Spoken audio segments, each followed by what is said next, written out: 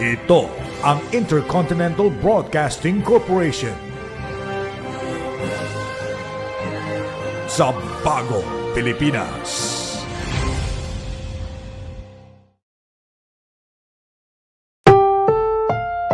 Ang susunod na programa ay rated PG. Patnubay at gabay ng magulang ay kailangan sa mga batang manonood.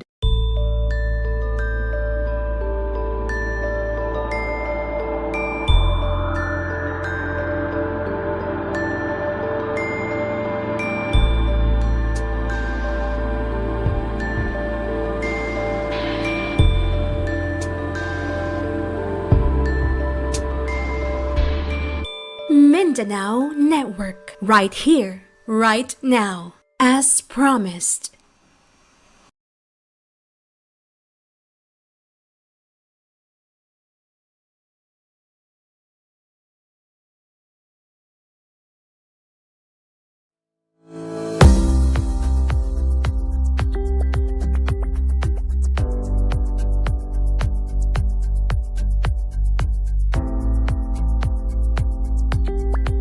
From the news desk of the Mindanao Development Authority, delivered fresh by Mindanao Network, the business and investment news updates. This is the Mindanao Advantage. Our name, our edge. Maayong buntag, Mindanao. We're all set and ready to hit the road to the Palm City of the South, Tagum City, for the 34th Mindanao Business Conference, the biggest annual gathering of business leaders, policymakers, and forward-thinking innovators from across the island. With this year's theme, Fostering Innovation and Sustainability Towards Global Mindanao, MinBisCon 2025 is set to spotlight industries shaping the region's growth from agriculture and halal economy to renewable energy and business synergy. Tara, samahan nyo kami as we take you on the road to this exciting event. This is the Mindanao Advantage, on the road.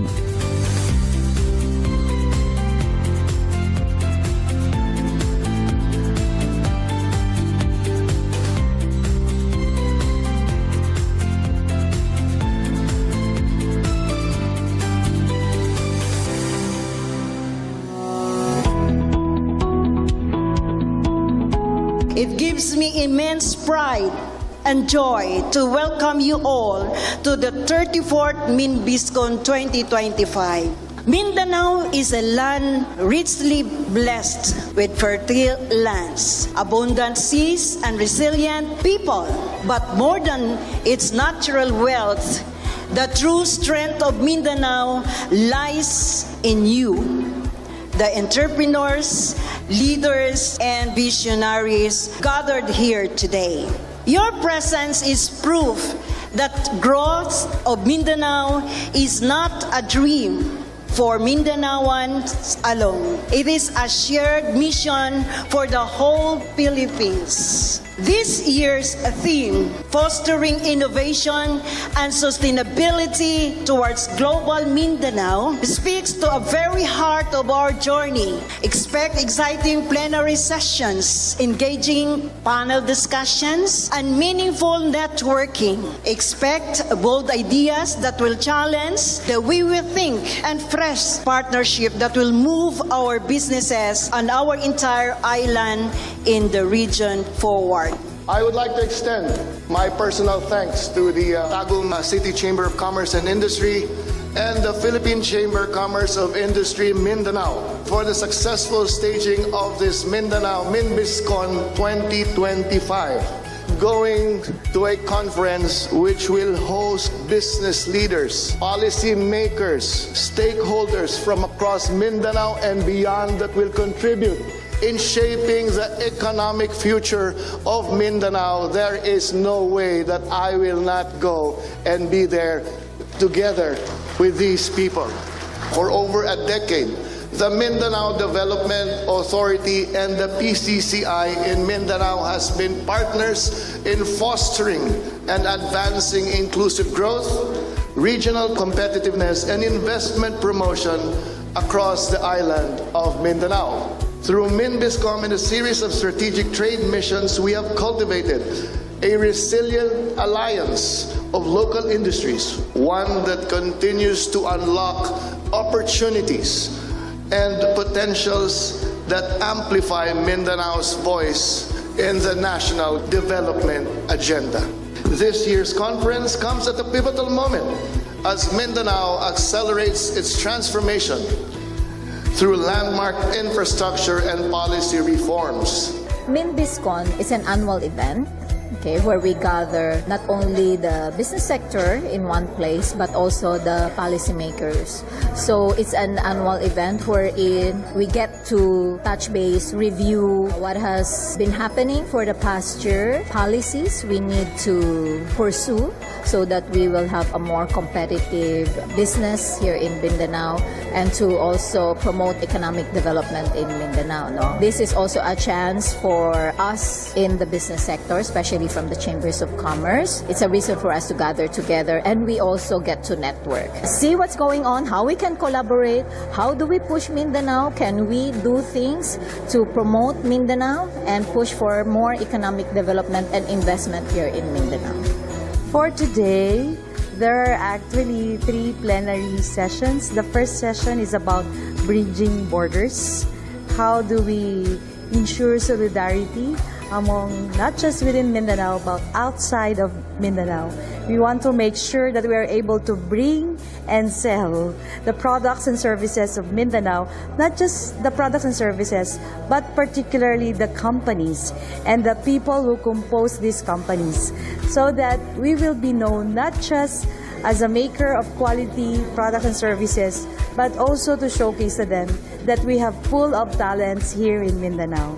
As a business leader in Region 12, coming to the MinBisCon has opened up not just opportunities, networks, but even inspiring stories from all the people I've been able to meet, the presentations of Minda on the macroeconomic landscape of Mindanao. And at the end of the day, it really gives me, the participants, a better understanding of the opportunities, challenges, and how I think we can all work together coming from business, the private sector, in really pushing Mindanao forward and not always depending on Manila, but really taking matters into our own hands and finding solutions together as a community to push progress, push investments that lead to job generation and a better Philippines. Mindanao's growth is hinged, I believe, not just on what's outside of Mindanao, but really from within, which is the core competency of us as businessmen.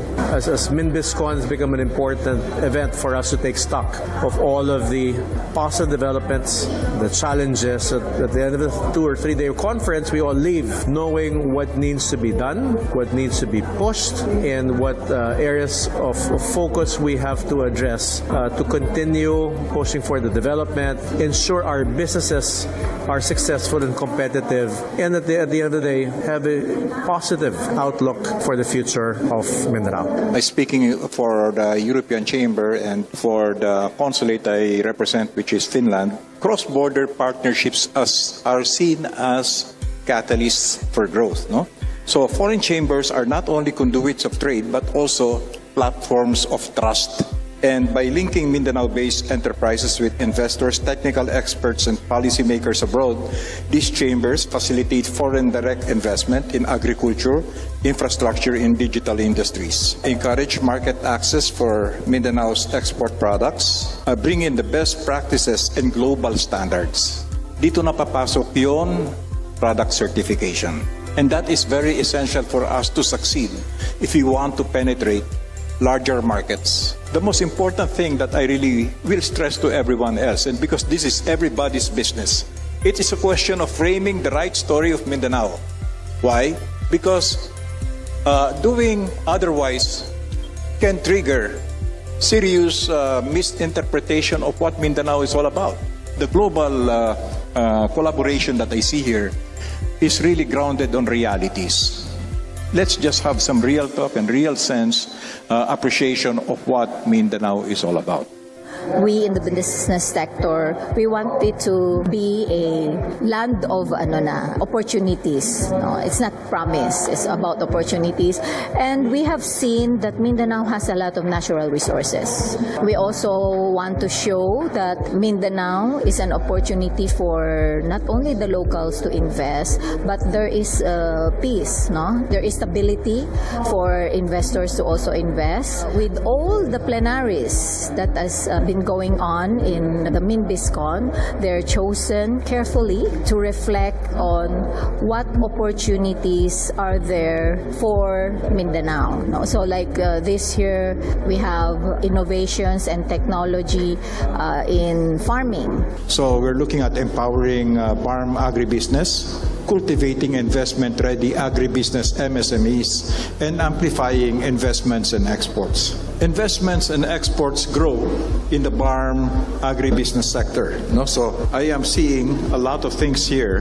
There's a series of activities that will offer the farm MSMEs an opportunity to showcase themselves as a viable investment location and partners in the agribusiness sector, as well as a competitive and reliable source of agri-fishery products. We need also to include the marginal farmers by doing training, doing specific innovation specific to the region. We need to include what are their existing practices. We need to encourage knowledge transfers and community engagement, and also the human capital development. So again, let us harness technology to secure the future of our fisheries by as much as possible trying to innovate and implement Aquaculture 4.0. Thank you. There's a lot, especially with the advent of the halal economy.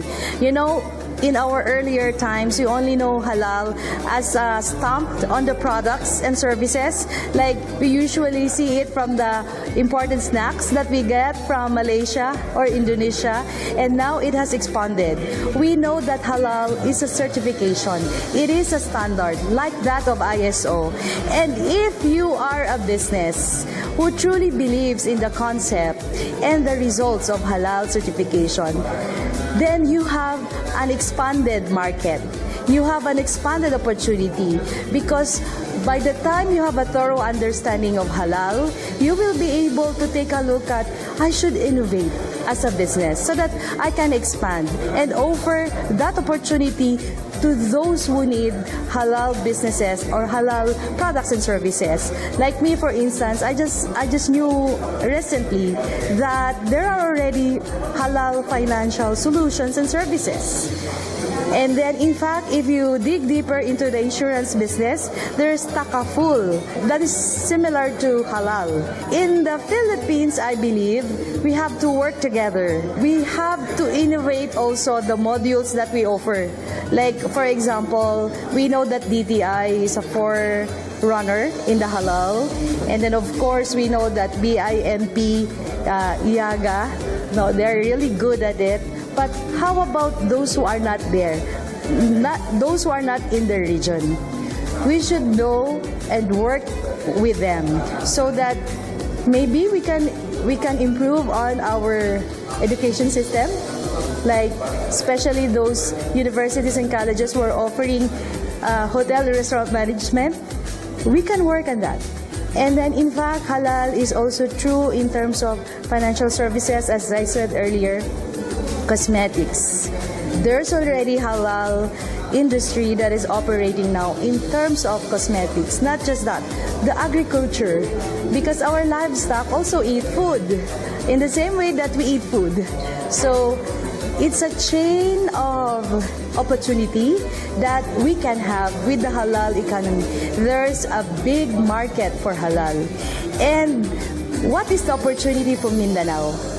We understand our brothers and sisters, especially our Muslim brothers and sisters. So there's no way that we cannot integrate halal system in our business processes, in the way we do businesses here in Mindanao. When it comes to our experience as a halal certification body, we existed since 2006. And our first client is based in Davao City, an exporter of processed fruits. That was during the time when there were no laws governing halal accreditation of halal certification bodies. But alhamdulillah, for our clients, they are both suppliers of domestic products and services. So these are dressing plants, slaughterhouses, producers of products, even food and non-food products. I think we have grown at least a bit. I am a private company, but I work together with our partners, TCBIC, so Tagum City Business and Incentive Center, and also the LGU, City of Tagum, through the good heart of our City Mayor, Ray T. Uy, and also, of course, our very own Tagum City Chamber. So you can already see here at the Tagum City LGU level, there's already private. All of these companies are private. Private and TCBIC and LGU together with the PAM City, or rather the Tagum City Chamber of Commerce and Industry. And then we go up. We partnered with MINDA, the Mindanao Development Authority. We also partnered with the Davao del Norte Province. And of course, the DAVNOR Business and Promotions Investment Center. So you see, this is a full private-public partnership endeavor.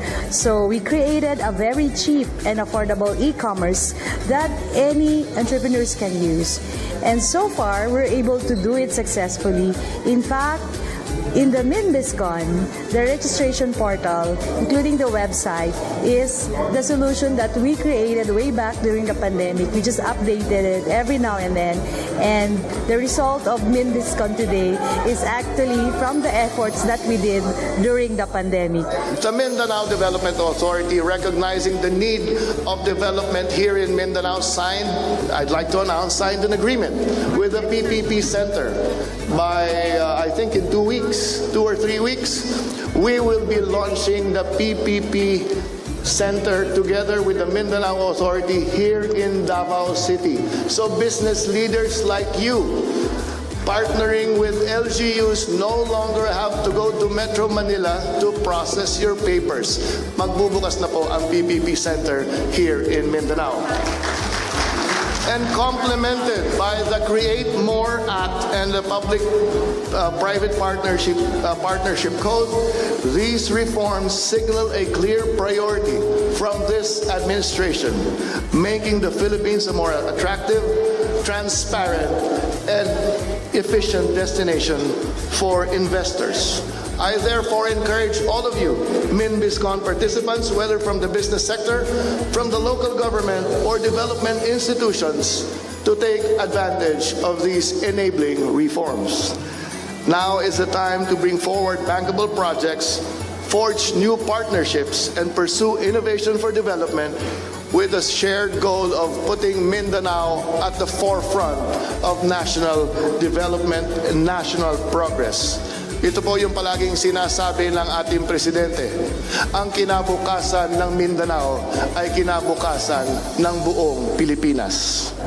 I cannot help underscore the importance of having conversations between business, being able to liaise with departments of government. Minda is always here. These conversations actually bring out very important learnings. We call these business intelligence, compare experiences, spot opportunities that we businessmen, whether you're small, medium, or a large corporation, can actually look into for possible investments.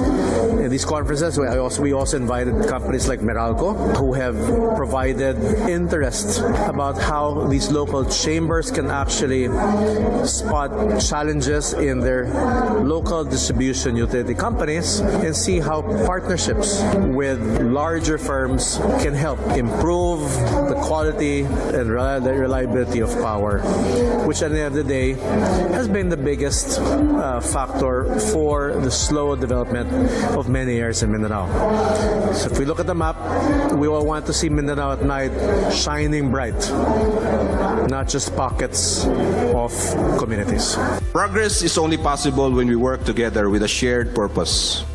At Aboitiz Power, we actively cultivate partnership with a wide range of stakeholders, from government agencies to international energy players to local communities. Through these collaborations, we aim to combine our collective strength, overcome barriers, and accelerate the transition to clean, inclusive, and sustainable energy. Our goal is clear: for the Philippines to have abundant, reliable, and sustainable energy that powers inclusive growth. We here in Mindanao are at a crossroads. Palagi kong pinasabi pa ulit-ulit, we are at the right time in the destiny of Mindanao. Never have we experienced this level of peace and order that we have here in Mindanao. Ending a long decades old debate on what should come first. Peace and order or development? That debate has been answered for us. Almost all regions in Mindanao have been declared practically insurgency and CTG or communist terrorist group free. That debate has long ended for us. Now is the time for development to come in. The message I would like to share for delegates attending the MinBisCon is keep an open mind, because everybody thought Mindanao is only about agriculture. Don't just look at agriculture. We have to look at what opportunities are there in each industry. And if it's along your line of business, then it might be an opportunity for you to expand and even grow your business. For the non-Mindanaoans, take a look at Mindanao, touch base with the different delegates who are attending.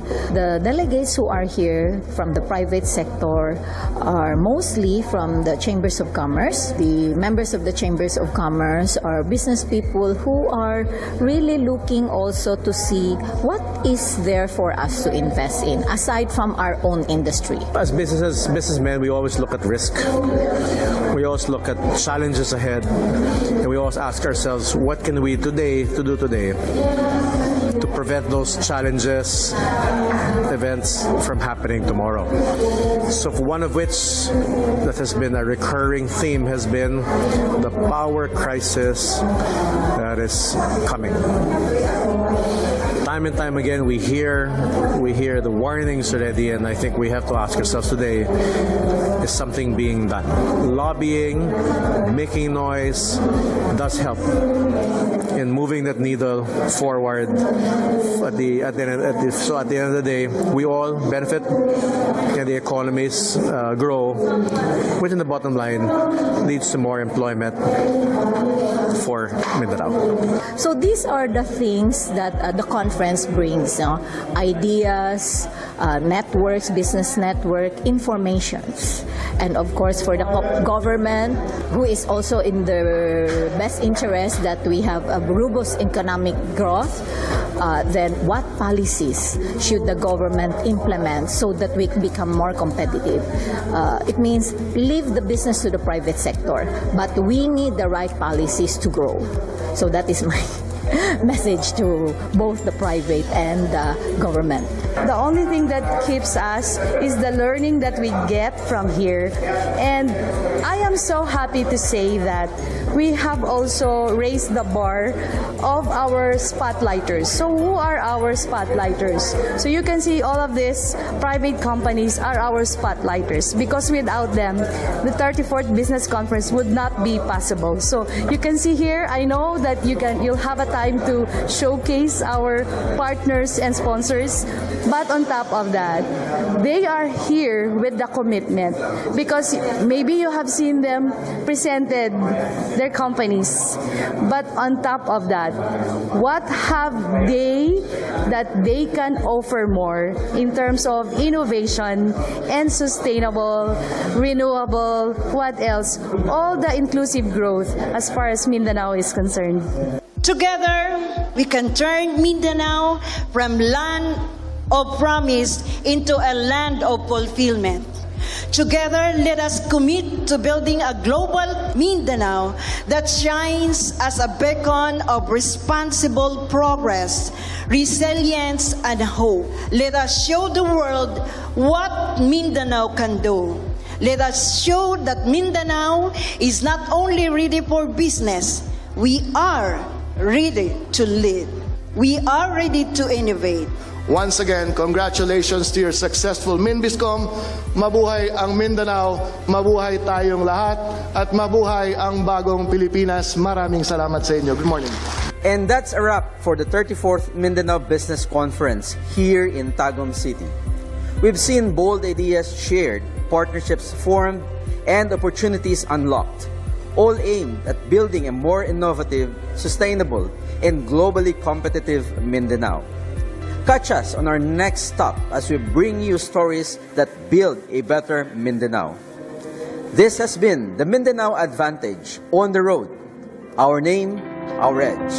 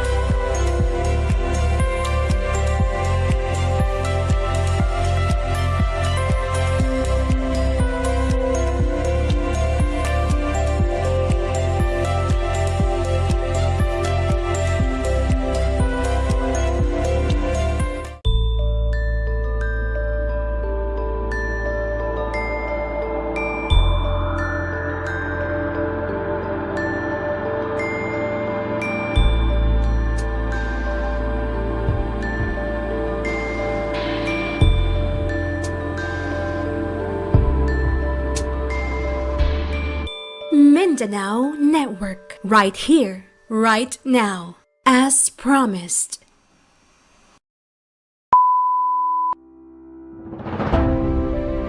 Oras na para sa Mindanao Network Hour.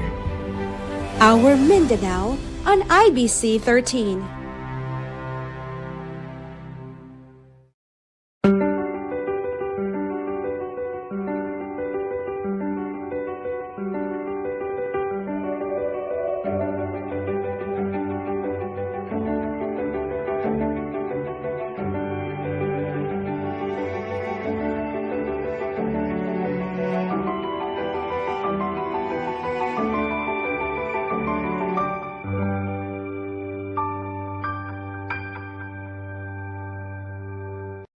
Every community has its own distinct pulse.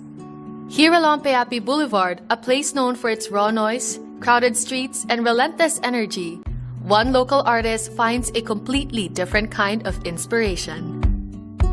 In this episode of Alampat, we meet a visual storyteller who turns the chaos of the streets into a canvas for culture. Mayong adlaw, ako dahil si Mark Tolentino, usa ka visual artist nga nagpuyo sa Payapi Boulevard, Davao City. Sa bata pa ta, elementarya na, ang influences nako sa art tungkol sa mga libro, nalagod nga, kada sa mga encyclopedia na yung mga paintings, na.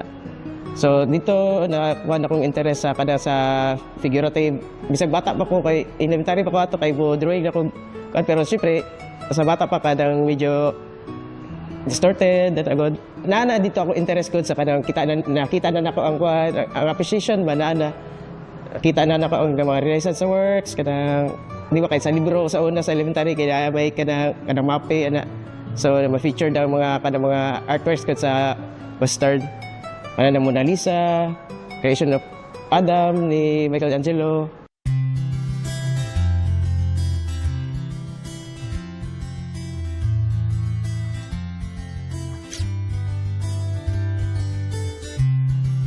Mark's early world was shaped by Eurocentric masterpieces bound in school textbooks. But the true awakening happened when he stepped outside the classroom and realized that the grandest canvases were waiting right in his immediate surroundings. Sa high school, nakasunod tag ka ng performing arts sa school. Dito na-introduce ako ang cultural. Nagka-interest ko sa culture na to, Mindanao. Na-meet na ako itong akong mentor sa painting. Kay Bert Monterona, mo mentor na ako. Dito ko naka-experience ng painting. Into culture. Tungod sa iya, kay nakuan ko sa mainstream ng mga artists sa Davao. Na-apply na ko kay ang awareness sa panghitabo sa Mindanao. This newfound awareness brought him closer to the people next door. Within his community, Mark didn't just find neighbors, he found a living, breathing muse.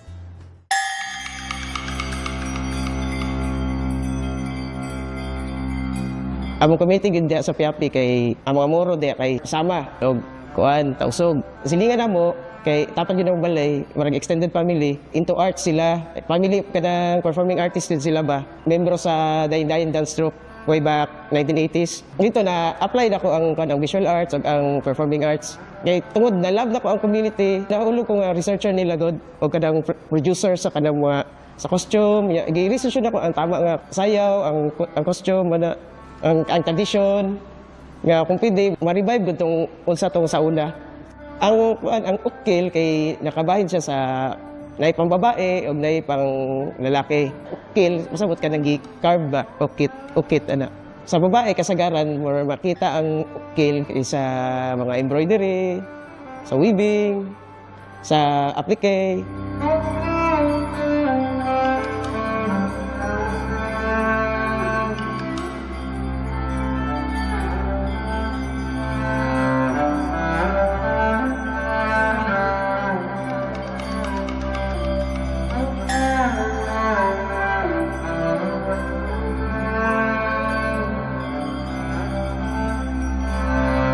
Sa painting, dili naman ko base sa tausog lang na arts. Gi-explore po na ako ang kanang laing cultural communities good para ng Bagobo. So nga na kung kitay, gusto na ako i-feature ang epic hero nila, kana si Lumabat ana. So i-internalize na ko na siya nga as ako ana good. Mas nakuan gud mo ang story o kanang dynamic ang pose. Dili siya kanang kuan lang baka ano marag of a warrior. Kundi kanang dynamic yung pose nga into battle ana. Year 2005 nga painting, entry na ko sa Metrobank. Ang story ani kay Lumabat og Bibuyan. Diri kay si Lumabat kanang gihimo siyang alay god. Gikuha iyang tinae, napoy isa ka version nga gitamnan og mga liso para di ta siya gutumon. Si Bibuyan pod kay kanang sa underworld pud siya nagdumala, nourish siya sa mga bata god nga unborn, pwede unborn or namatay sa bata pa. Pero gi-interpret sa mga artist nga dagan siya tutoy kay dagan bumata so dagan siya i-cater. Good. When we return, we follow Mark Tolentino's work as it travels from the community to the campus, serving as a catalyst for interreligious connection. Alampat will be right back.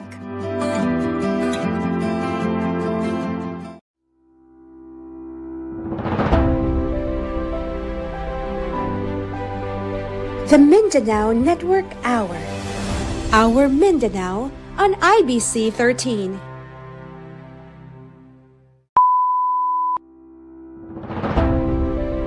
Oras na para sa Mindanao Network Hour. Our Mindanao on IBC 13.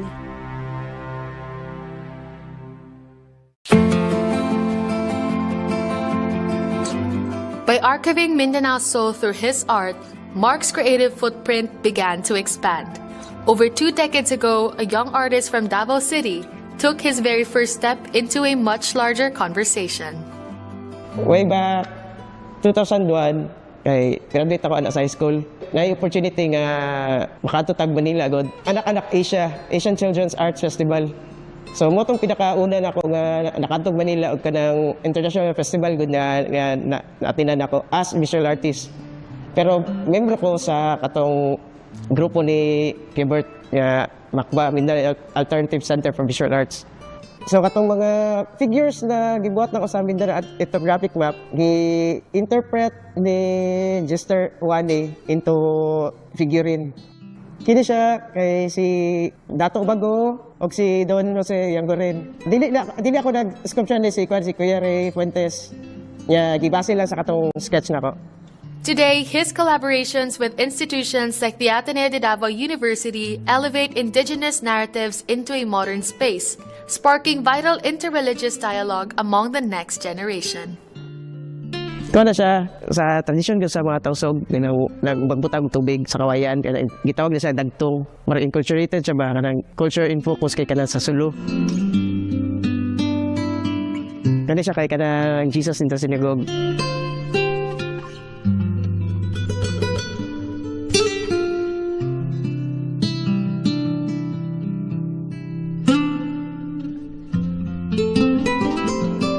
Ingon naman ako doon, kada iyang itsura kay kada di kakaingon nga tausog, di kakaingon nga Maguindanao or Maranao, kay focus man sa iyang dagway. Pero all Moro women kay ingana gid ang tradisyon, kumbong sa mga Maranao unya, tundong sa tausog.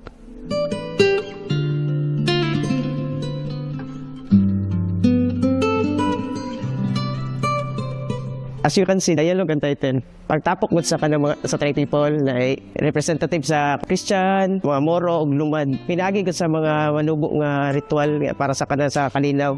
Peace building, dire kay celebration sa peace.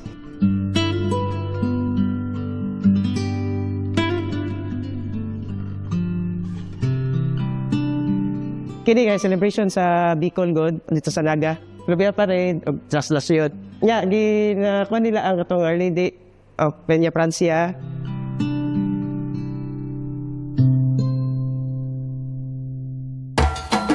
Entry na ko sa Metrobank, Soring Garuda, kung sa term pa sa mga taga-sulok ay Subayang Galura. Ang story kay girescue sa 7 ka dato, prinsipe, ang 7 ka dayang gi-abduct sa Subayang Garuda. So, ang similarities gud sa kada sa Hindu nga culture na ni-penetrate sa tuwa sa Pilipinas ba ang story. So, related gyapon ta sa ila gud. Diya featured ang ang ukil. Ang astana grand akong gipakita gyud mga unsa sila kadato gud.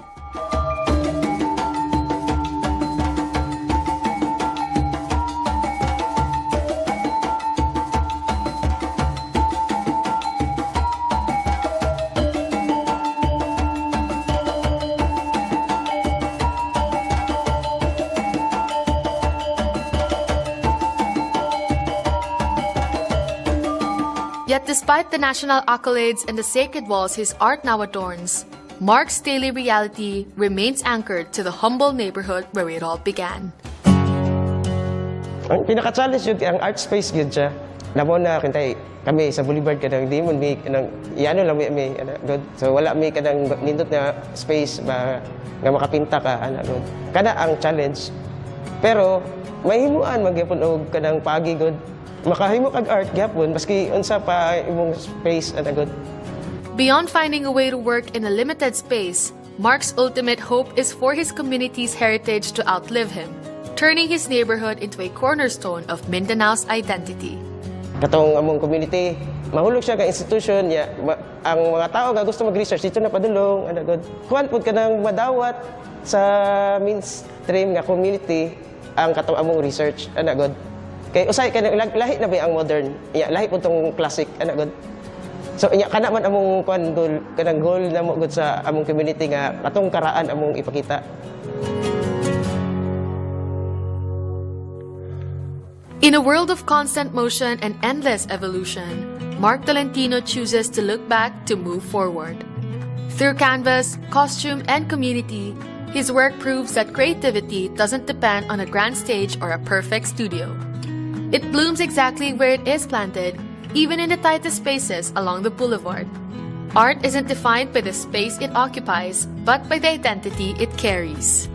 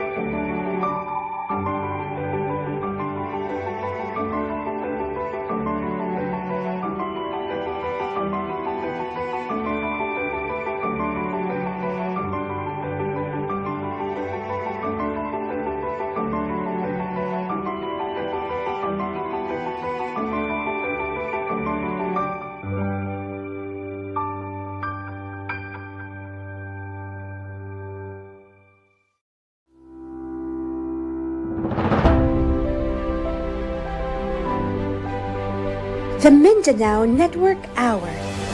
Our Mindanao on IBC 13.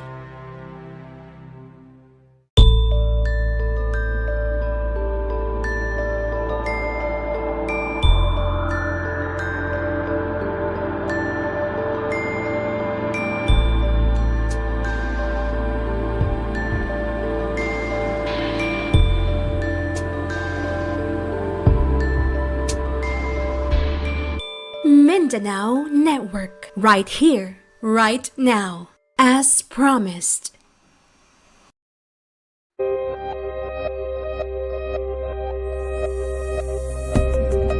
Have you walked around the streets and wondered for a moment why no two structures ever look the same?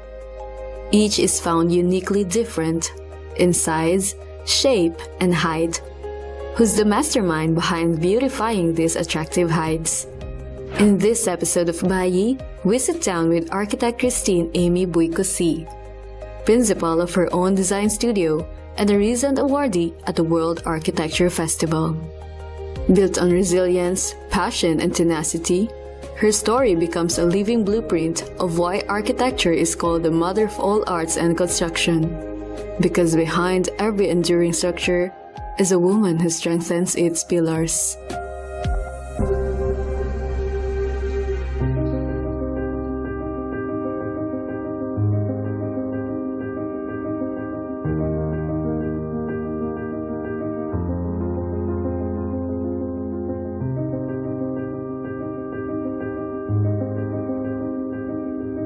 Magpapagaan at magpapabuti sa kanilang buhay dahil ito po ay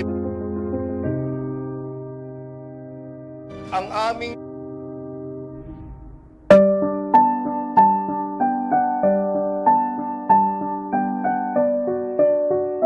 Hi, I'm Christine. Most calls me actually Nick.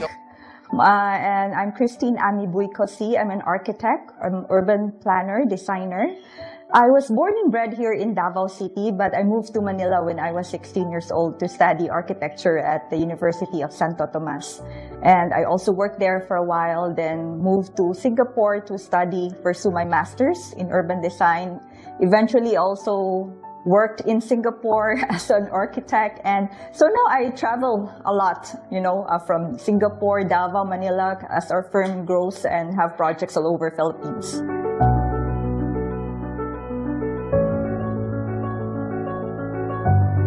So as young as 5 years old, I remember I was already doing painting, watercolor, and then I also did ballet. And then when I was grade 5, grade 6, I also did charcoal portrait.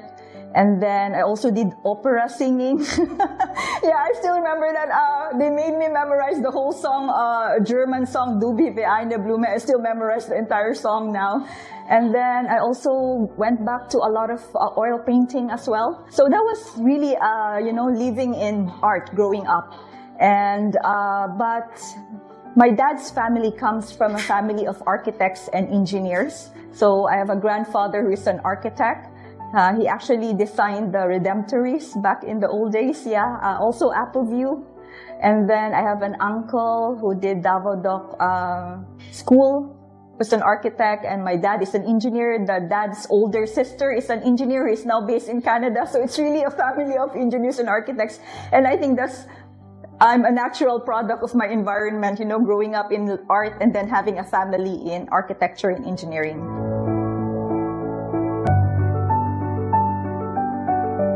It's a very unique profession. It straddles in art and in science.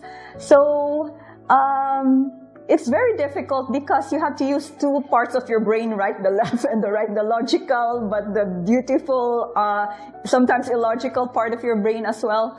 It's more on the feeling side, but at the same time, you have to be very rational about it.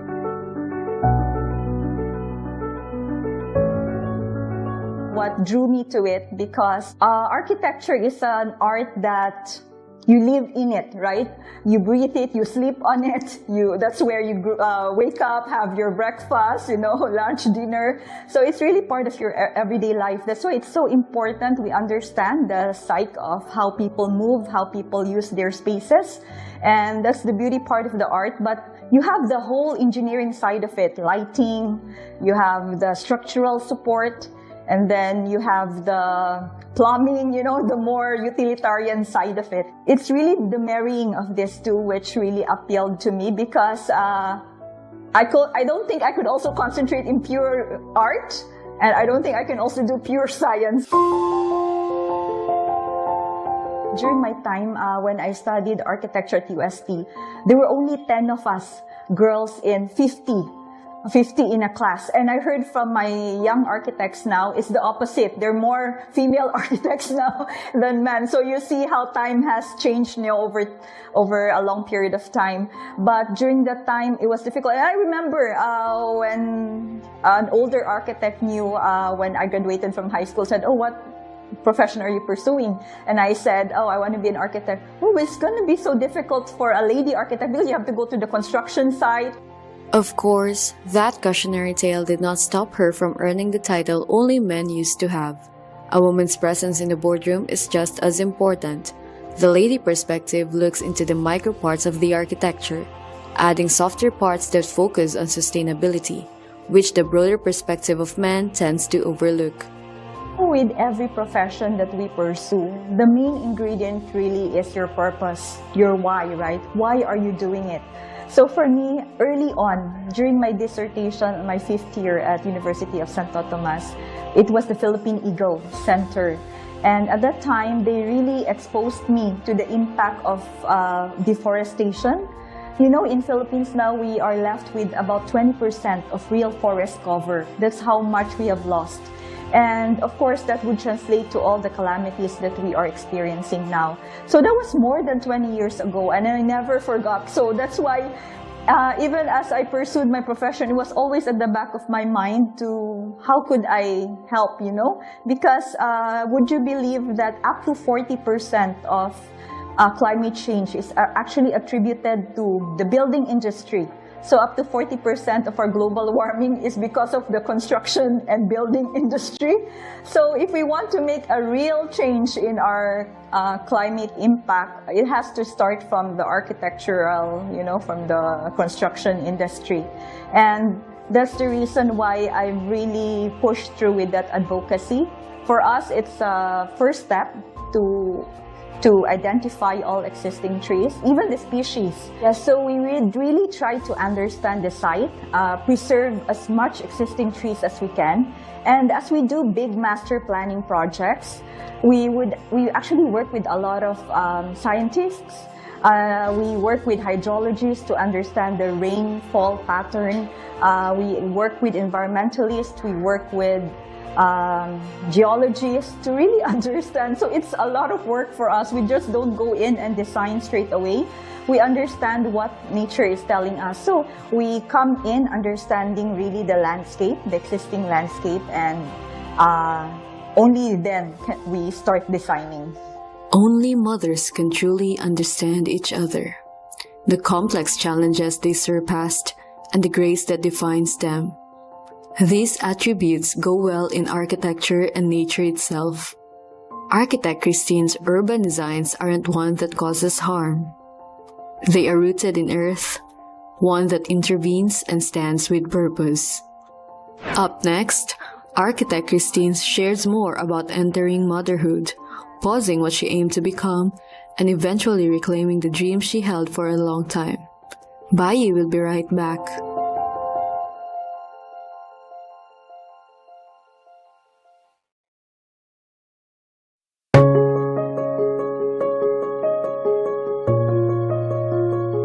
Previously in Bayi, Architect Christine opens up how growing up with both the beauty of art and strenuous part of engineering influenced her to pursue architecture. She knew what she wanted to become. Then came motherhood, another hat she had worn, and made her realize what more a woman can do.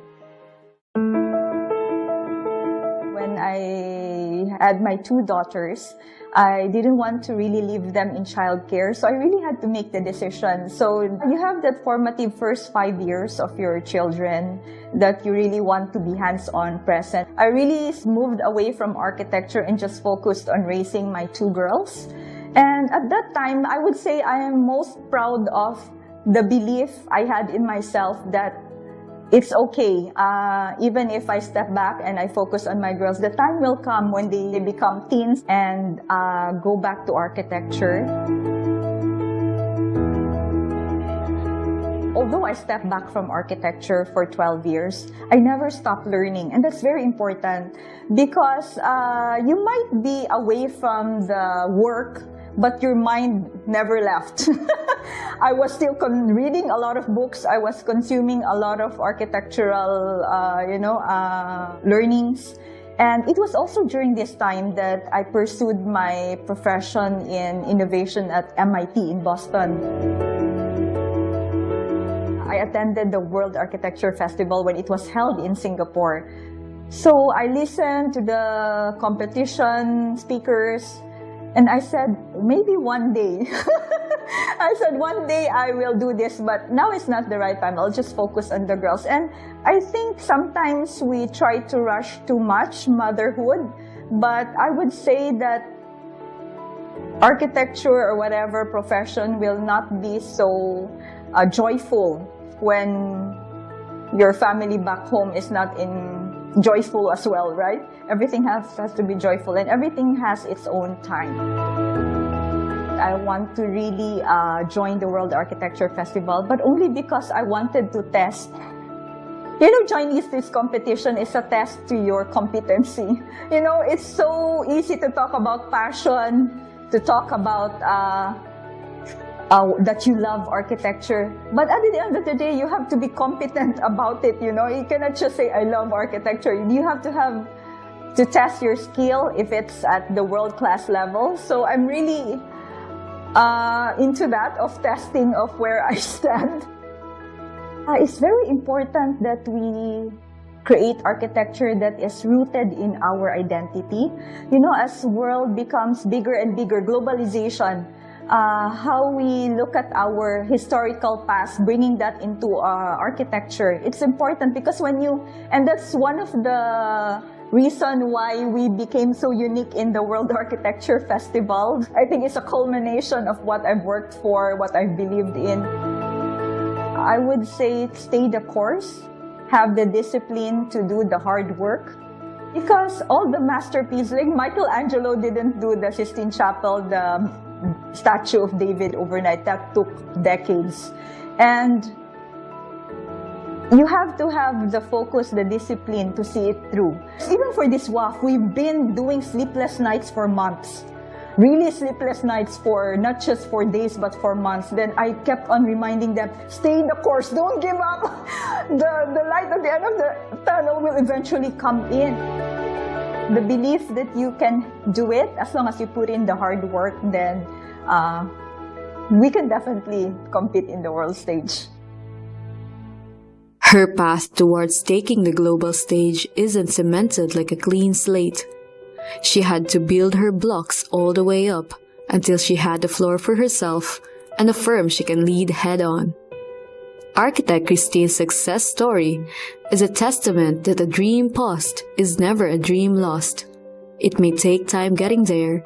Sometimes you have to step away in order for you to realize how much you love it, but trust one day it falls at the right time, exactly the way you wish to happen, one block at a time.